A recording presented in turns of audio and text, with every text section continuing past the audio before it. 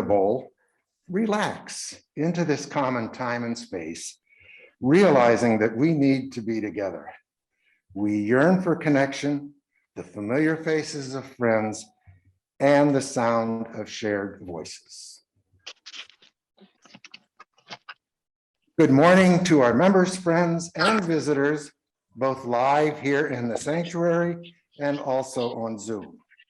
Our mission is to inspire, inform, and support all who seek personal and spiritual growth and a more equal and just community. I'm Jan Sprinkle, worship leader today, joining Reverend Sue Browning for our service. As we have in the past weeks, we will keep safe practices and retain the offering basket in the lobby and encourage you to drop your offering or pledge into that basket. And if you're with us on Zoom, please, for donations, access the donate button on our website. We have a couple of announcements, or one announcement, I'm sorry, from Nancy Holland. Leadership handbooks for committee chairs are available now in the lobby. So all of you committee chairs should not leave empty-handed.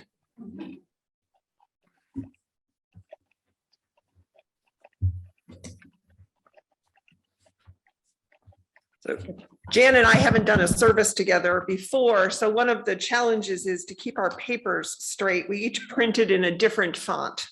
So I'm going to move his over, put yours right at the back there.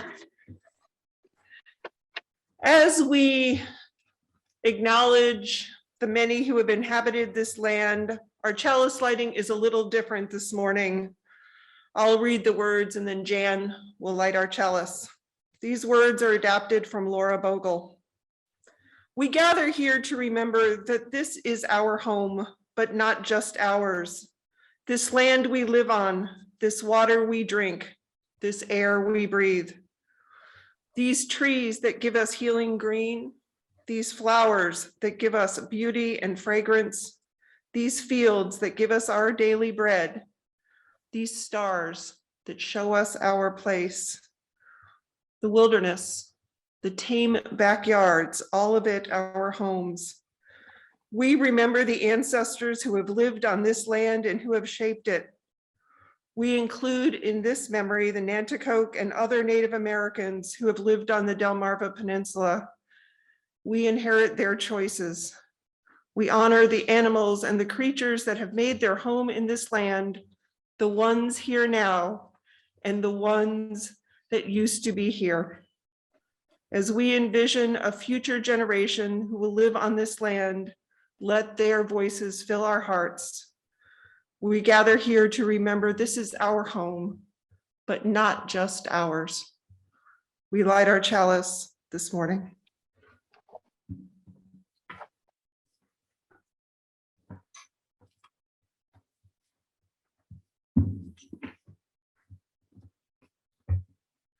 Our service today, titled "Many Have Inhabited This Land," is inspired in part by the movement over the past 40 years to have October 12th recognized as Indigenous Peoples Day.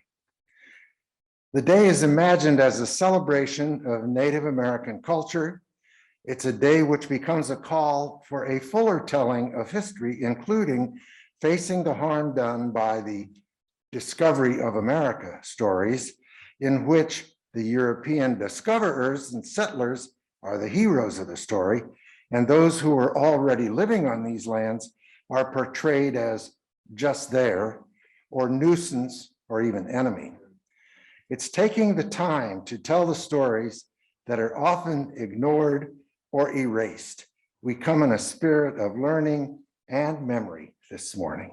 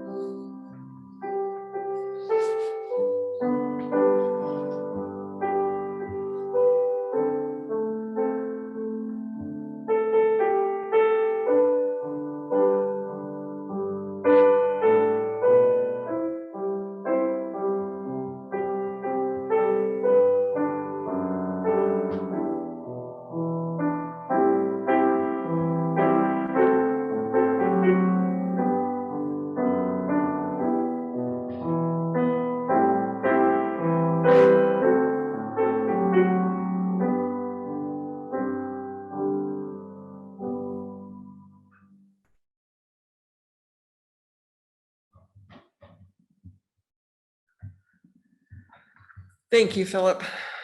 Thank you, Philip. I invite us now into a time of reflection, a knowing of our topic this morning. Spirit of life, God of many names, source of hope. We come together at the end of another week, some worn down by the struggles of health or home or work. We come with those struggles, and we also come to make room for the sharing of joys and concerns, angers, hopes, grace, and forbearance. In our nation's life, we pause this week to remember the Native American lives lost from the European colonization on what is now our soil. Teach us to remember our history.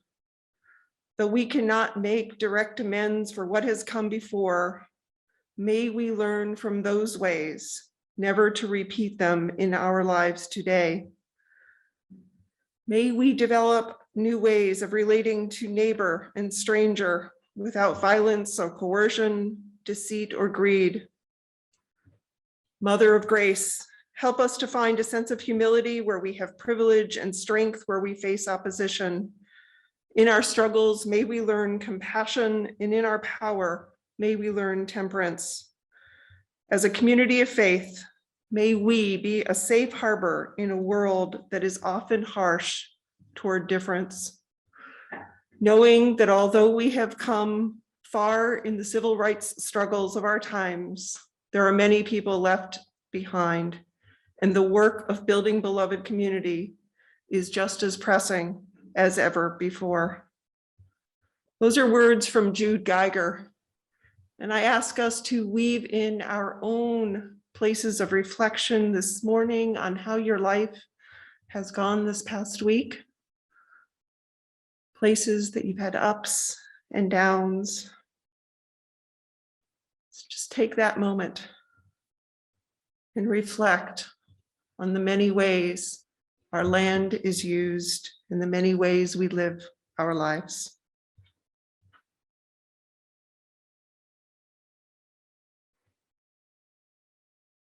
Amen. And now is our opportunity for acknowledgements of the heart, which Jan will lead, and then Philip will follow by music.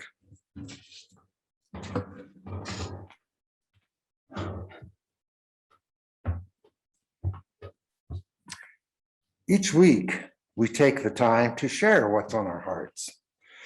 During these COVID-driven hybrid services, we ask you to submit joys and concerns either by email before the service or on a note card as you enter the sanctuary. And if you're Zooming, put something in the chat box. I have a couple from MK Riding. My 100-year-old Aunt Trudy Weeks passed away on September 30th. She was born in Baudette, Minnesota, and later moved to Anchorage, Alaska, which is where she passed away in her sleep. Aunt Trudy was my father's big sister and a close-knit family. Their father passed away, leaving a pregnant mother and 5 small children in a remote area of Minnesota. At the age of 10, Aunt Trudy assumed adult chores and responsibilities. She always saw the good in her circumstances and in other people. She was a joy to be with. I am thankful for the memory of her bell-like laugh and embracing smile.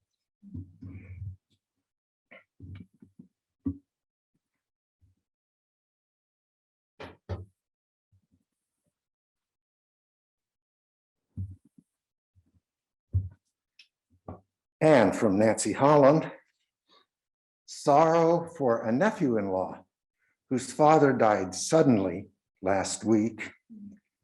And also from Nancy, concern for my sister-in-law who broke her arm and is primary caregiver for her husband.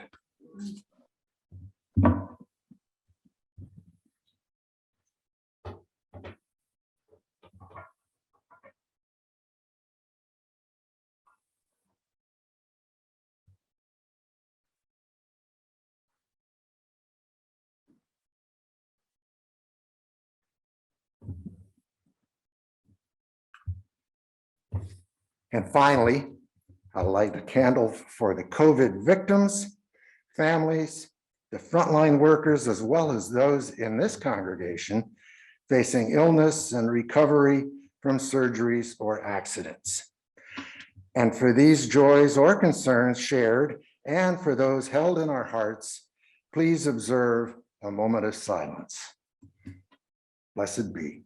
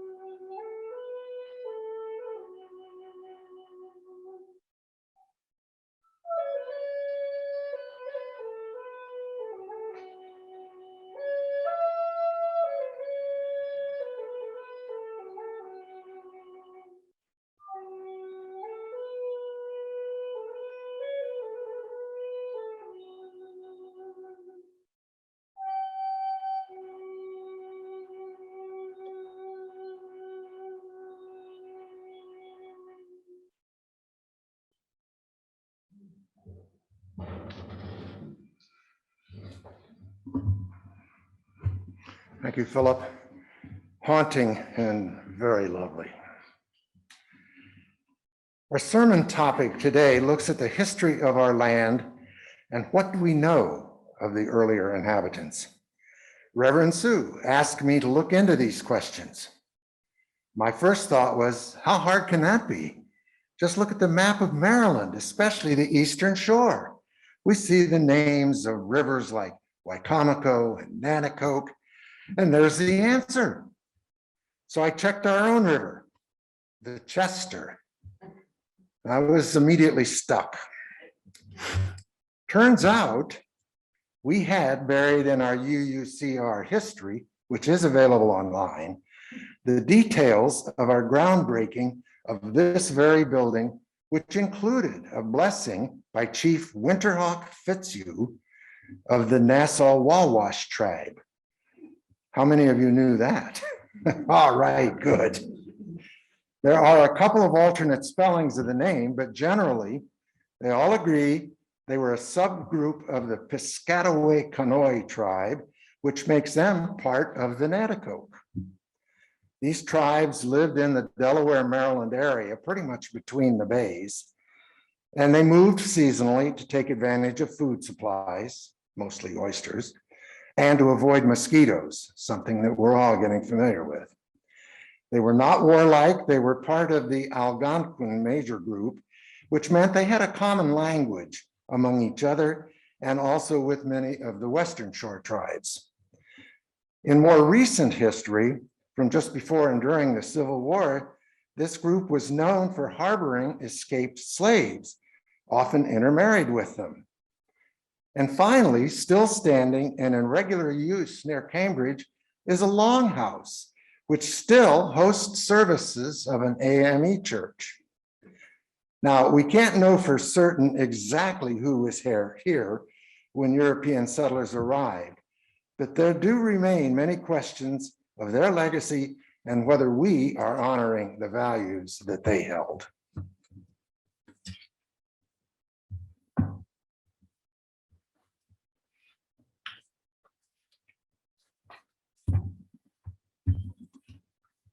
a few props. So back in about 1991, the Washington Post included an article that was called "The Lost Tribes of the Eastern Shore," and it noted this: those rivers on the Eastern Shore with their peculiar names are among the few surviving reminders of Native American cultures that began inhabiting the region 10,000 years ago. The first American tribes to be discovered by the Europeans, they were also the first to fall. In 1600, there were an estimated 20,000 native fishermen, farmers, hunters who lived on the Delmarva Peninsula, and in less than 150 years, the native people were driven to near extinction here on the Delmarva. Today, there are virtually no traces of the peninsula's dozen or so native societies. You'll notice that the article I quoted was from 1991, and over the last 30 years, there has been a resurrection in the country and in society of learning more. So those statements are not exactly true. When I looked at my own library, I found a couple books that I had just buried in various readings, two of them called different ones, Native American Wisdom. And it's interesting that they were both published in the 1990s. There was a resurgence of interest in learning. So I think there's been this research, and yet the dramatic loss of Native American lives and the land after the European arrival is often not fully told in US history. I think we often hear versions of the early encounters, and then we don't finish telling what happened. It's not a surprise. It's not a surprise there are many versions of history. If you think of a fourth grade teacher at the end of a day and a fourth grade child at the end of the day, they may have a common understanding of facts, but they would describe the day differently. And each would have implied in their telling a sense of motivations and a sense of speculation. I'm not going to try this morning, of course not, to try to tell the full history of the indigenous peoples of North America or the United States or Maryland or Kent County region of the Eastern Shore. But I do want to offer some snapshots of history that are different perspectives than when I learned in school, what I might have learned in fourth grade. One of the books, and we'll put this in reflection so people can look through it. It's a thick book, but it's worthy of some time. It's called In Indigenous Peoples' History of the United States, and it's by a woman named Roxanne Dunbar Ortiz. It was written about 5 years ago, and it is a revisioning of the entirety of US history from the perspective of Indigenous peoples. It's not new to me, at least. I don't think for anybody here that Native American tribes were present in North America when the Europeans arrived. I know I remembered coloring them in maps. How many people can remember coloring in maps and you had to say which tribe was where? Anybody remember doing that? Okay. And I remember learning that these people, and I always thought of them as something sort of different and exotic, lived in wigwams or teepees. And over the years, from movies and different places, I have an idea of some of the standoffs and battles. And more recently, I'm aware of the diversity of the cultures of Native Americans and stories of pervasive poverty. Lately, you hear a lot about Deb Haaland, who is the Secretary of the Interior, the first Native American to hold a cabinet position. Researching for this sermon, I was also reminded she's not the first one to be in the cabinet, though. One of our vice presidents, the vice president to Herbert Hoover, named Charles Curtis, was the vice president of the United States. He was fully raised in a Native American culture. His mother had that heritage, so it's not new. Bits and pieces, though. And Ortiz, the writer of that book, encouraged us to look at the layers. Examples she provides are that Native American tribes had in place sophisticated systems of governments and processes for decision-making. These peoples that were spread across the continent and actually across all of the Americas, they relied on mixtures of farming and trading and hunting, gathering, and fishing for survival.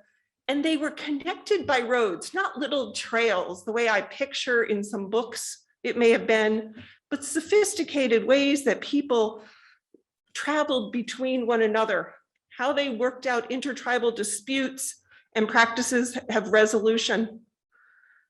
And each of these cultures in different ways, but with some commonality, had myths and stories and deep spiritual practices that were predominantly earth-centered traditions.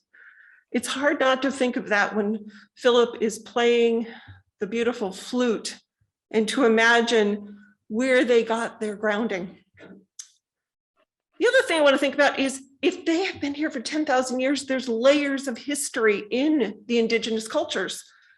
Some folks here may have been to Mesa Verde out in Colorado, and you see the hill people. If you haven't been there, it's in southwestern Colorado. I know Carl will definitely have been there. But you walk around and you're looking up into these sort of rock caves where people lived. These were some tribes that lived between roughly the years 600 and 1300, way before some of the colonizer groups came.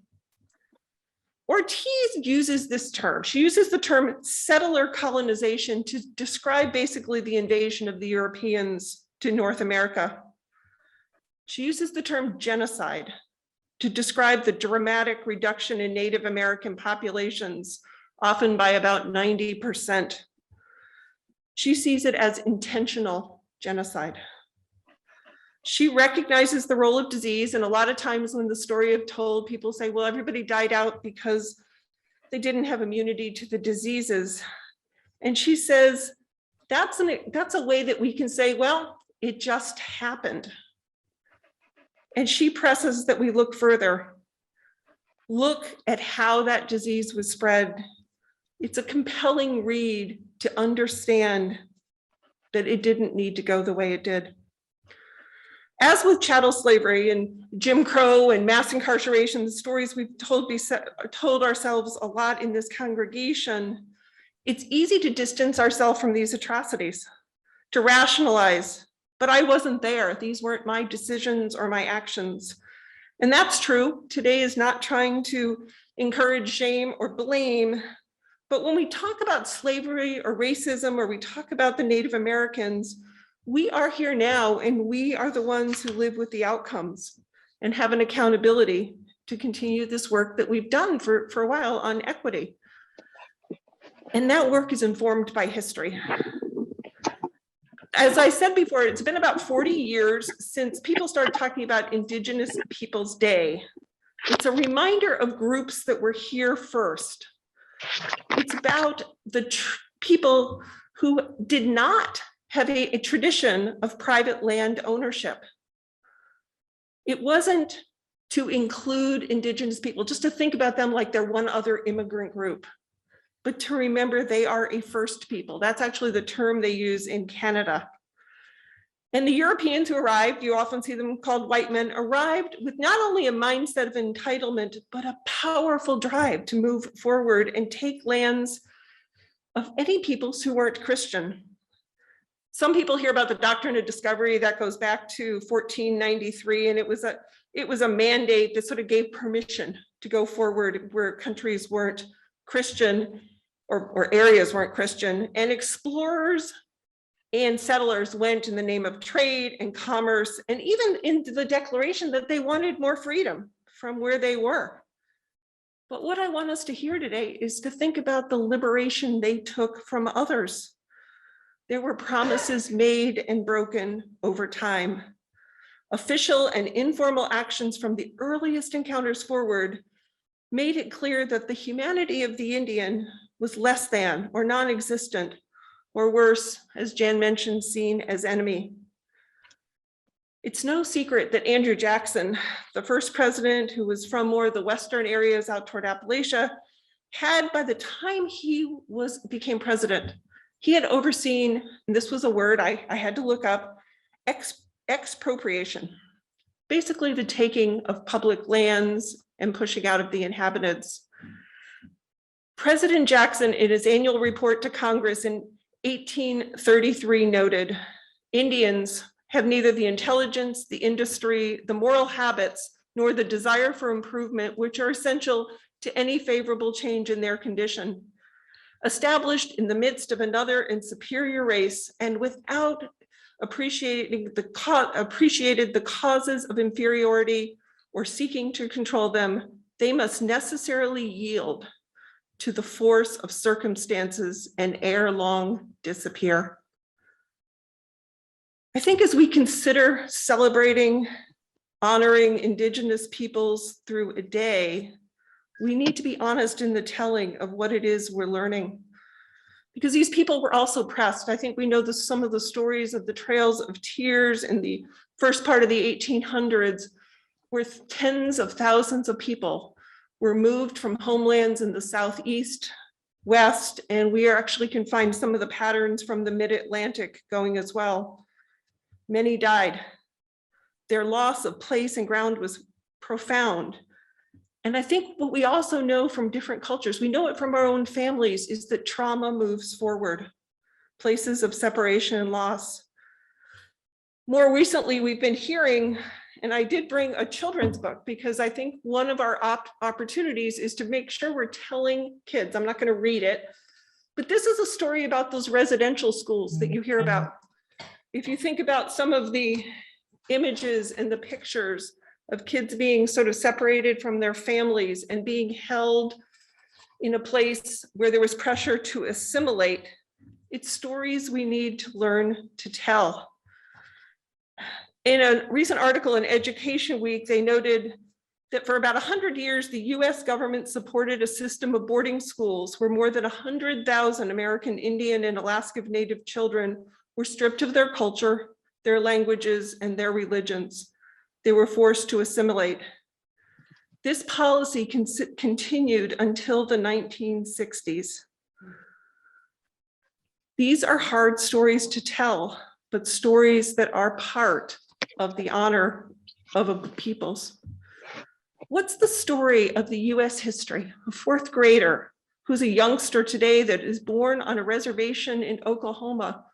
What is the history of our country that he's learning to tell?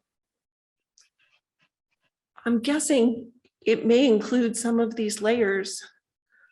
And I ask us, shouldn't that be the same history? The shared history we should all understand and be able to tell. So as I mentioned, around 1990, there was this growing sense of telling a story that's more full was important, that we couldn't just have pretty stories of pilgrims and Indians. And there has been some progress.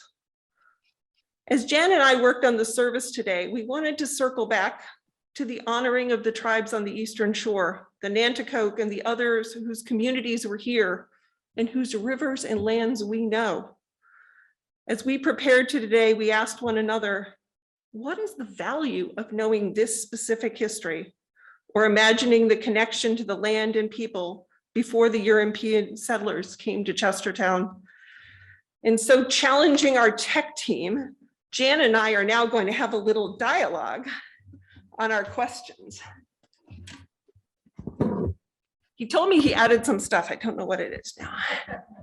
So can we, for those on Zoom, can you see Jan? Okay, we're good. Okay. With me not falling off the piece here.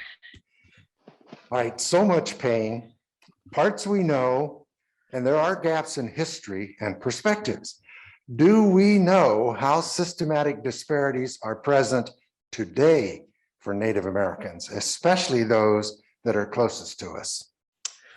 So from what we can tell, at least in our local area, most who would say they're descendants of Native Americans are blended in with the existing communities in schools and in broader systems. There's just so few folks left that there aren't the sense of the separate reservations.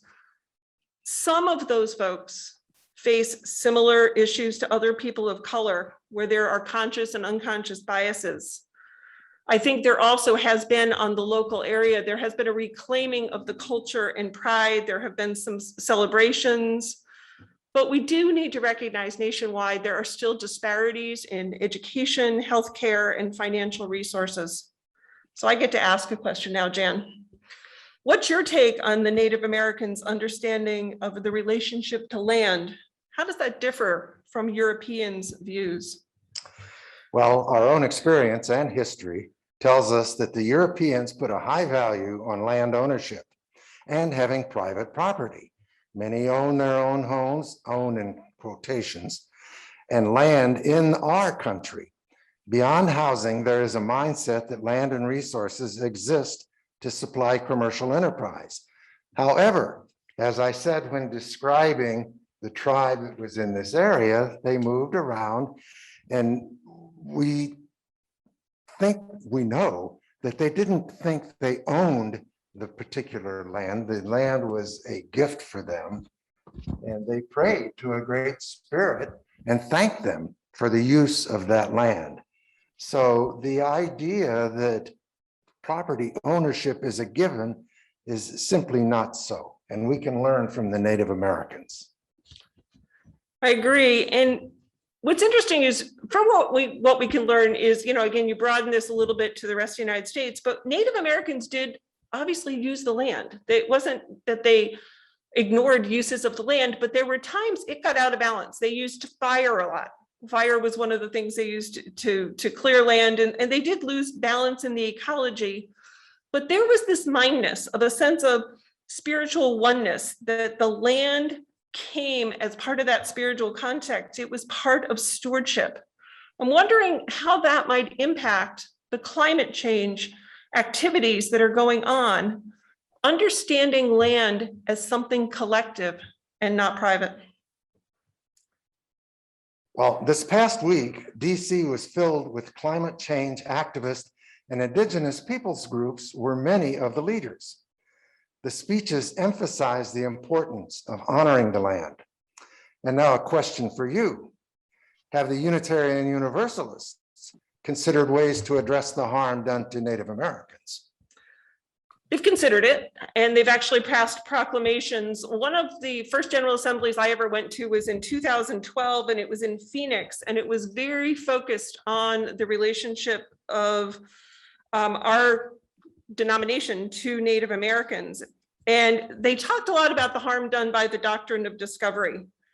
And what was interesting is in her book, what Ortiz calls a powerful and excellent model, she cites the Unitarian Universalist Association and our proclamation, which was adopted in 2012, which says this: the UUA, which is the association, repudiates the doctrine of discovery as a relic of colonialism, feudalism, religious, cultural, and racial biases, not having a place in modern day treatment of Indigenous people. And the declaration goes on to call for outreach in the form of truth and reconciliation. So that's sort of some of the questions that Jan and I are, I think I'll finish that. Let's see if we get this, we're good. We know people miss our discussions, so we thought we'd give that a little bit of a try. We'll keep working on it. But what we started out saying, what do we do with Indigenous Peoples Day? This thought of what it is. And here's how the UUA describes Indigenous People Day. It is a chance to reimagine Columbus Day and changes the celebration of colonialism into an opportunity to reveal historical truths about genocide and oppression of Indigenous people in the Americas, to organize against current injustices, and to celebrate Indigenous resistance. The idea of replacing Columbus Day with Indigenous Peoples Day was actually born in 1977, and it was tied to the UN. And not surprisingly, it first came to fruition in the US in Berkeley, California. So this congregation, you included a blessing of this land by Chief Winterhawk Fitzhugh. That is an amazing part of your story. And it recognized you are not the first to use this land or this area of lands. It seems important to make Indigenous people real, to have these types of stories. I'm not sure what we might do to have a greater sense of solidarity, what we might do over the next year, but what will help us feel more stewards of the land? Have a sense of collective responsibility in caring for our waters, our air, and our soil. A sense of stewards who borrow land and care for the generations yet to come. This congregation has always had that beautiful banner of the Iroquois, noting the 7 generations. These are issues that have already been thought of deeply in this community. These are areas that there's not a magic answer. So today is not a service about answers, but a service of awareness, a service pulling us to a greater sense of understanding, a different way to think about inclusion, and most of all, to think about us as having accountability to those who have inhabited this land before and those who will inhabit it in the future. May it be so, and blessed be. We will now have our closing words. We will send out some links and reflections to some of the resources that Jan and I used today. And so we have our sign, we will have our shared chalice words, extinguish the chalice, and then Philip will close us out with music. We extinguish this flame, but not the light of truth, the warmth of community, or the fire of commitment. These we carry in our hearts until we meet again. And before Philip plays, I want everybody to turn around and wave to the Zoom people. If you're in the room, everybody, somebody says we just get the backs of everybody's heads. And I think we're trying to build this community as we think of the collective. I still think we look like we're in a proctored exam here, but we're doing it. We're gathering, we are figuring out our path. Each time we light the chalice, each time we extinguish the chalice, and when we go outside and have social hour outside in a glorious day, you are an amazing congregation who uses the land well, who connects to one another well. Take that this week and reflect on the blessing you are to one another.